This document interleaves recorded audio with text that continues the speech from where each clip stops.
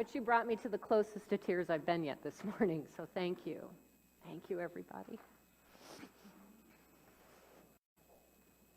I got one more chance.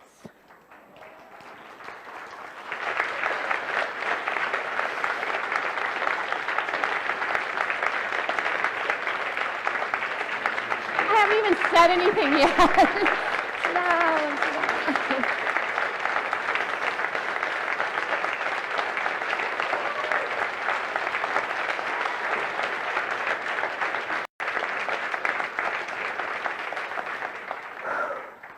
What I was going to say is I have one more chance to ask who did the spiritual practice last week, which was on relationships, right? Healing relationships. And Nikki, she's already raising her hand, so I'm going to go to Nikki first. But who took on the spiritual practice last week? Healing relationships. Yeah, right? Like she's going to know, right, Shirley? But Nikki, when she came in, I've got one to share. So thank you, Nikki. Tell us about it. Well, I chose the healing relationship of the earth. We need to practice that. It's a precious gift we have. And prior to this day, I work for a group of called, and we go into people's homes.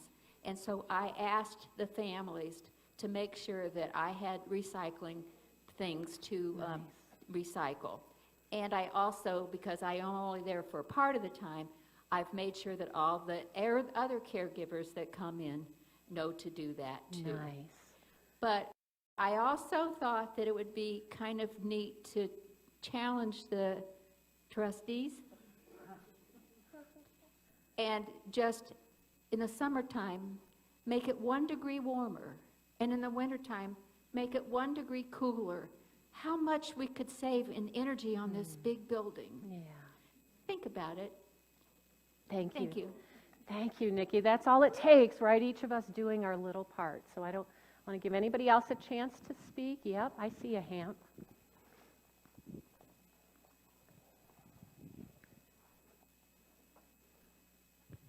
So we weren't here last week. We were actually in Colorado visiting our granddaughter.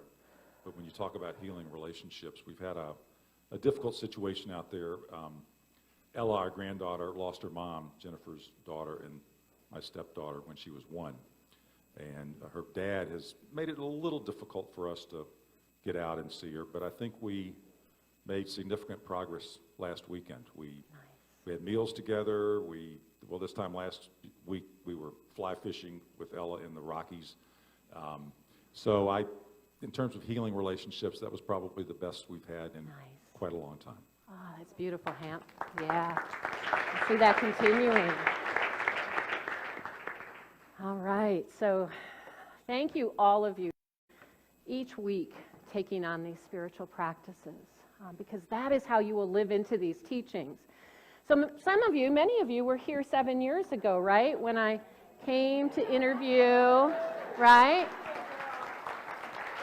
And I spoke on seeing through the eyes of love. And at that time, I shared a lot of stories that didn't involve all of you because I didn't know you. And now, 7 years later, as I look around this room, I know so many of you so much better. There's hardly a face in here I don't recognize. And so what does it mean, as this is my last service, to see through the eyes of love in this community and to acknowledge the love that is so present here?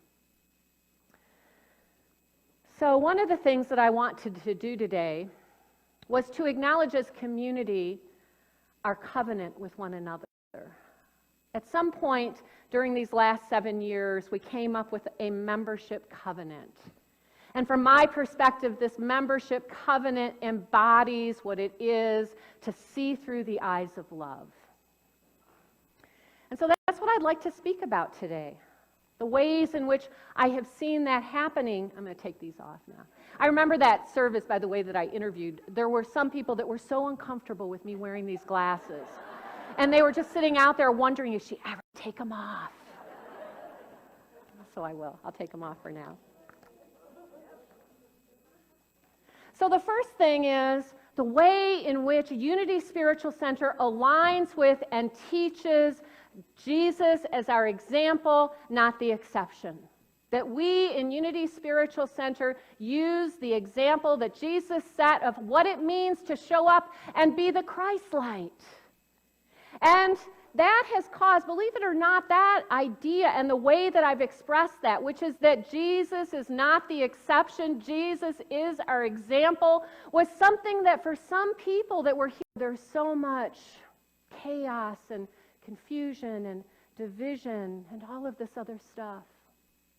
And I think for me in the last 7 years, where I saw this coming and shining through in the most spectacular way, was back a few years ago when we took on the idea of supporting the migrant families by holding a family reunion party for them. And there were, maybe you guys can remind me, over 100 people, I want to say, that came to that family reunion. And I said when we did that, this is not a political thing. This is not whether we agree or disagree with what the politics of that meant. It is that we acknowledge and recognize that divine light within each and every one, and we support that divine light within each and every one, and we want to support those children, which are the innocents within it. And we showed up, Marilyn, and all of your helpers, and gave the most amazing party to those kids. We, as community, lived into that idea that we are the example here, and we will shine our light, and we will be that example. And as I thought about it, Marilyn, that was the one that just spoke to me so much about how we courageously stepped into that, being the example. I've got our covenant here. That's what I'm going to look at. So the second part of our covenant is that we are making God a priority in our life. And I think about that as well, because where I see that coming out is each and every one of you that at the end of the service when I would say, here's our spiritual practice, who's with me? And the whole room, you'd all raise your hand. And in the next week, it may be a few less. But I know that some of that was you didn't want to raise your hand and let me know because I might call on you. But you all, I've watched you all practicing these ideas over the last 7 years. That was one of the things that I brought into community 10, 12, 15 years ago. Roberta found an old Unity in Edinburgh bulletin in one of my books, and the spiritual practice was on there, because I started that at one point in time. And I know it's anchored here because we were having a conversation within the worship team about whether or not we could expect that as guest speakers were coming, you would continue to receive spiritual practices. And Greg was at that meeting. And Greg says, oh no, we have to keep the spiritual practices going. I might have forgotten what you said, but I don't forget the practice. And so that made my heart sing, because that told me that idea, that fifth principle, it's not enough to know the truth, we must live the truth we know, is firmly anchored here through the spiritual practices that will continue even after I'm gone. And for that, I'm so grateful. The third part of our community covenant comes in from our mission and vision. We're a thriving community that honors the uniqueness of each one, the gift of each one, and supports each one in sharing their unique gift with an evolving world. That's our mission, or somewhat paraphrased. And our vision is that I am beholding the divine light within each one, that I'm recognizing that I'm honoring that. And as I think about this community over the last 7 years and how we've done that, how we've supported each one in finding their unique gift and sharing their unique gift. And if you have not yet found a place to share your unique gift, I want to tell you today to find that place. Engage with this community. Find a way to share yourself, because it will serve you in so many ways you can't even imagine. But I see some that I just want to use as an example here. Sandra Busher. I don't know where you are, Sandra. You're here somewhere. Here she is. She's taking pictures again today. She's only just started. I mean, not that long that she's been taking these pictures. But she goes out, and I've spoke about this in the last couple of months. She goes out with her camera down to the water's edge and takes pictures, but that's not even the biggest part. The biggest part is her wide open heart, her wide open spirit that draws people to talking with her who don't even know her. I think about Terry, who's got to be so glad that this is the last one of these big events this year, right? But Terry loves putting on these things. I know she does, because she keeps saying yes to it. It's one of the ways she shares her gift with this community, right? And well done, Terry, for sharing your gift in such a beautiful way. And of course, I could go on and on, but I don't want to. I do have a limited time. But I want to encourage everyone. Roberta, with your music. Denise. Denise, who had a heart of compassion and wanted to bring food to people at spring of last year when everything was shutting down and families were needing food.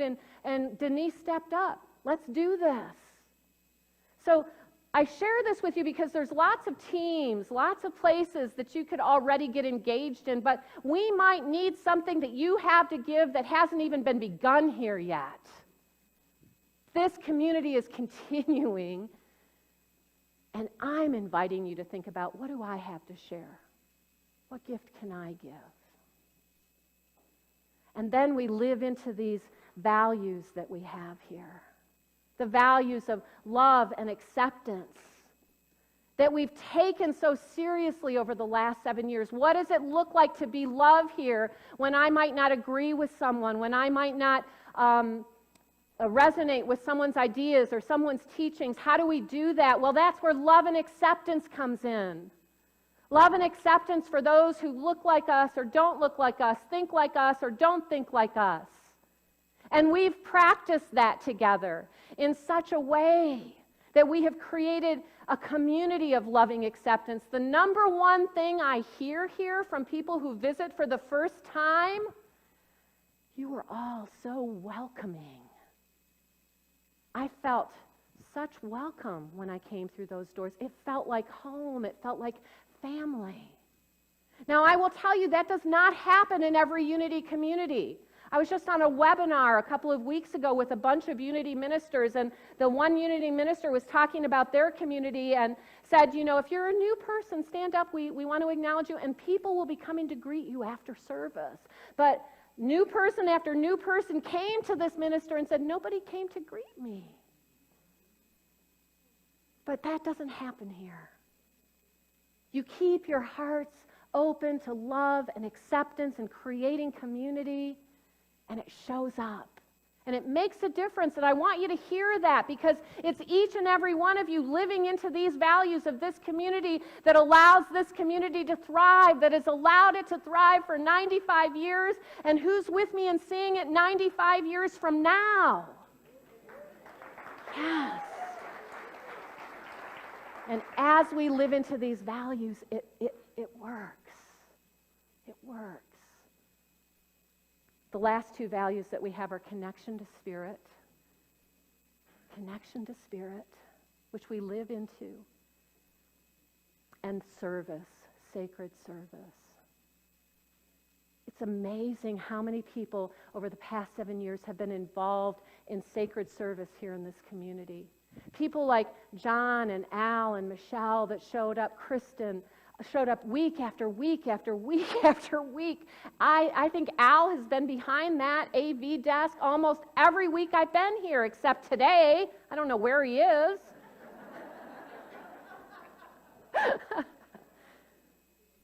right? We've had dinners, appreciation dinners, and how many of you have been here for that? Where the room is filled with this many people who have offered sacred service. Now I'm going to do a little plug here because it's my last time to be able to do that. But after we were shut down meeting in person for this year, and as we've come back, one of the things that's been a real challenge is to build our teams back up. Kitchen Angels went from 20-some Kitchen Angels down to 8, I think the last time I heard. Right? Our AV team could use help. Our youth and family ministry team that's getting ready to begin full-blown again at the end of September could use your help. So I just invite you, if you are not involved here, get involved. And even if you think you can't do it, I just saw Cindy Christman's face. And it was like 3 years ago, 2.5 years ago, I walked up to Cindy, before service began and said, Cindy, how would you like to take over our website management? And she looked at me with deer in the headlight eyes and pointed to Don and said, oh, he's the technical person, not me. And of course, Don wasn't interested. I said, that's okay. And I walked away and let the service go on. And do you know, at the end of service, Cindy came to me and said, I'm willing. She got 2 training sessions with me. And she has been maintaining that website ever since. And if you had asked Cindy, she would have said, no, that's not for me. I'm not technical. But her yes has been such a blessing to us. So find your way to get connected within community. That is what I've been seeing. All right, prayer, the importance of prayer. How many of you have at any point in the last, I don't know what it is, 4 or 5 years, called into our morning prayer call? Yeah. 8 a.m. every morning, Monday through Friday. We have been connecting in community, beginning our day in prayer, beginning our day with one another, setting our intentions, holding that place of sacred possibility. Thank you to the prayer chaplains and those couple of other people who have agreed and committed to keeping that prayer call going. And if you have not joined it, I'm going to invite you to call in one day. It is such a fabulous way to begin the day in prayer. To see your world, your day, your life from that place of love. And to affirm that each morning together is a powerful way to be. And I would be remiss to not mention as well the intention circles on Sunday evening that began. 7:30 on our Zoom, connecting in community Zoom room. A small group is there, but it could be larger. Holding those intentions for our community. So the importance of prayer, meditation, I see it here. So this is an interesting one. I speak with constructive purpose about the center and my fellow congregants. If I experience personal upset with the center or a congregant, I seek guidance from Spirit and then seek to resolve it. You know, one of the things that can happen is this, people can get into upset. Anybody here ever get into upset with anybody else? Right? We are a community of people, of different thoughts, different ideas, different challenges, different hopes, different everything. And sometimes that creates conflict. And so while he is not here today, I can't not bring Lee into this service.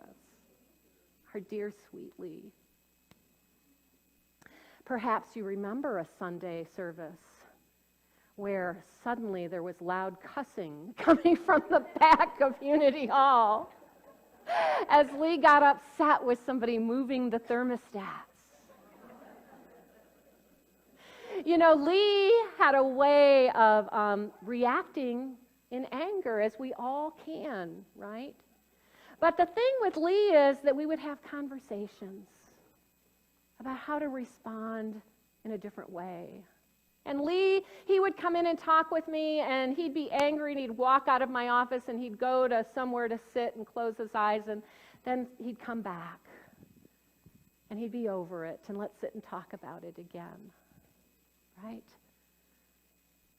And so I watched Lee change in the years that I was here. I watched him get a whole lot less reactionary. I saw him respond so much more from that place of love that was his true nature. And those of you who were gifted by Lee's generosity know that was Lee's true nature, one of loving kindness and giving. And so each of us has an opportunity to take these ideas, take these practices, use them, apply them in relationship with one another, having honest conversations, sharing the truth, but working our way through it, not walking away. How many times I have watched people walk away from spiritual community because they got angry with someone. Here we practice with one another. Here we hold one another in grace. I see that. I've seen that as I've looked through this community with eyes of love. I could go on, and it's 11:52. And one of my final things that I really wanted to do today was to acknowledge those individuals who came into membership this past year, that took on this membership covenant, that said yes to it. Because we've always acknowledged those members in service. And so it seemed appropriate to do that today. So if you became a member over this past year, will you join me up on platform? I know you're out there. Denise, Camden, come on, Camden, Maeve, Linda. Yep, come on up. Come on up. Come on up. Come on. They all knew I was going to call them up here. This is not a surprise. Come on up.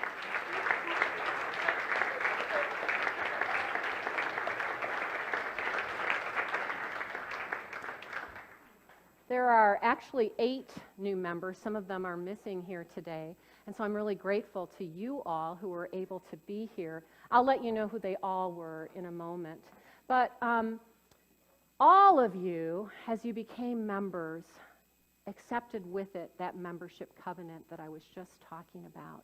We're going to do an anointing of their hands in a minute, but I'm going to ask Michelle if you will put up that membership covenant. And while all of our new members are going to be reading this with me, you all are going to be joining, and if you are a member, recommitting, and if you're not a member, asking yourself, is this something I could get behind and say yes to? Do I want to be a part of that at an even deeper level by becoming a member? So Michelle's going to put them up there. We're all going to state this together. I want you to think about how these statements allow us to see one another through eyes of love. All right, together. I understand and align with the basic teachings of Unity. I understand that Unity's spiritual center is based on the life and teachings of Jesus and expressed through the indwelling Spirit of Christ. I make my spiritual unfoldment and relationship with God a priority in my life. I do my part to support this center's mission to empower all to embrace and express the divine as we contribute our unique gifts in an evolving world. I do my part to support this center's vision of being love and action, honoring the divine within all. I join my community in participating in the creation of a loving, accepting atmosphere. I extend myself with love and warmth to newcomers, to my church home, and to those people attending whom I do not know. I include the center in my daily prayer life. I include the center in my financial planning, establishing systematic giving extended joyfully and lovingly. I serve as a sacred server, thereby demonstrating the values of selfless service to others. I speak with constructive purpose about the center and my fellow congregants. If I experience personal upset with the center or a congregant, I seek guidance from Spirit then speak with and resolve any upset with the persons involved. I recognize that my presence and participation at the center's services and activities is a contribution and a gift that enhances the experience for all. As a member, I make attendance a priority. Together with my community, I commit to co-creating with God the ongoing dynamic life of Unity Spiritual Center Westlake. I recognize that we help the center to expand its programs and services. As our community thrives, it blesses and serves thousands of others like myself. I join my community in honoring the Spirit in me and the Spirit at work through our congregation. Joining us as new members today is Maeve Nelson and Camden, oh my God, Camden Lochner. I knew that, it just went out of my mind. Denise Demet and Linda Thunberg. And Linda, by the way, was a member but had moved away for a while, and she's back. So what I need are 4 volunteers to come up and anoint their hands. So 1, 2, 2 more. Kathy, 3, 1 more.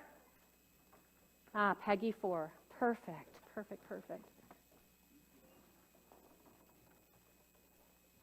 Let's see, there should be plenty there. Some there for you, Kathy. And there.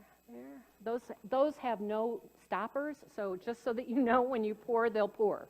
Okay? All right. All right, so what I'm going to invite us all to do is to hold each one here as that divine Christ light that they are, as I invite our other members to anoint their hands, you could anoint their third eye, their heart chakra, whatever. But we anoint them and see the Christ as them.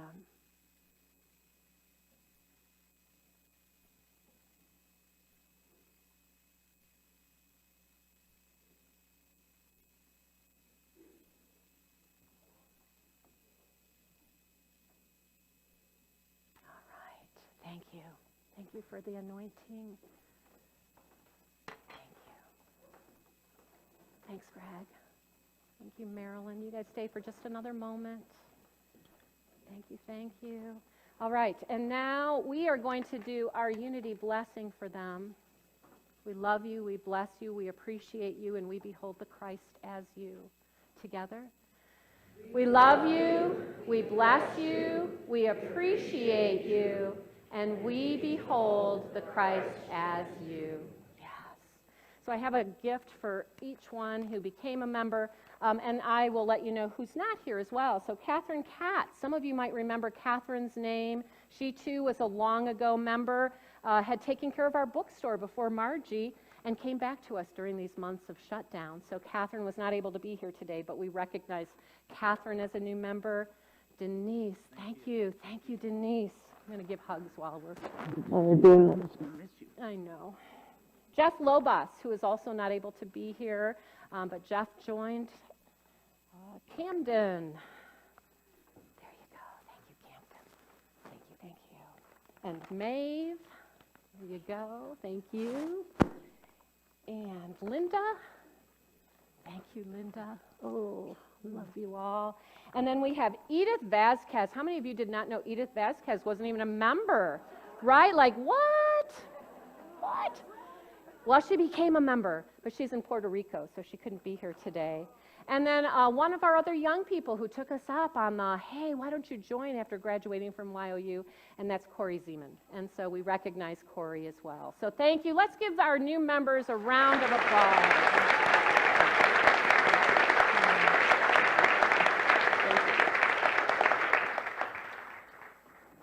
Okay, I'm going to put on my glasses one more time. And I just want to end with this. One of the things that I've recognized is that all of you will continue to be carried with me in my heart. As I think back to this time, as I stay connected, in whatever way we can. What I'm going to know is that each of you are taking this on. You're living into 3 simple ideas that I have spoken about over and over and over again. Number 1, what does love look like here in this moment? What does it look like to be love? Number 2, am I willing to stretch through the uncomfortable, because seeing through the eyes of love will make you and I uncomfortable? And number 3, and I know it's there. I know it's there. Now go and be the light. Now go and be the light. I've been speaking about being the light for 20 years. And I leave here today knowing that you are going to be the light. And as each of you take these ideas and live into these ideas from this point moving forward, you will carry me in your heart as well. And that is really the best way that I can think of that you can honor me in this time here at Unity Spiritual Center. Now go and be the light. Thank you, and God bless.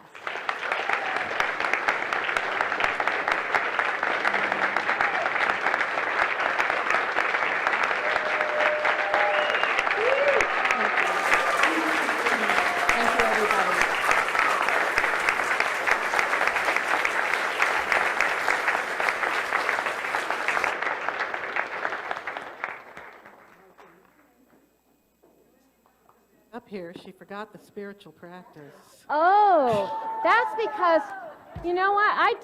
Did I have a practice? You did. It's in Oh, there. I did? Put it up there then. I didn't even. There we go.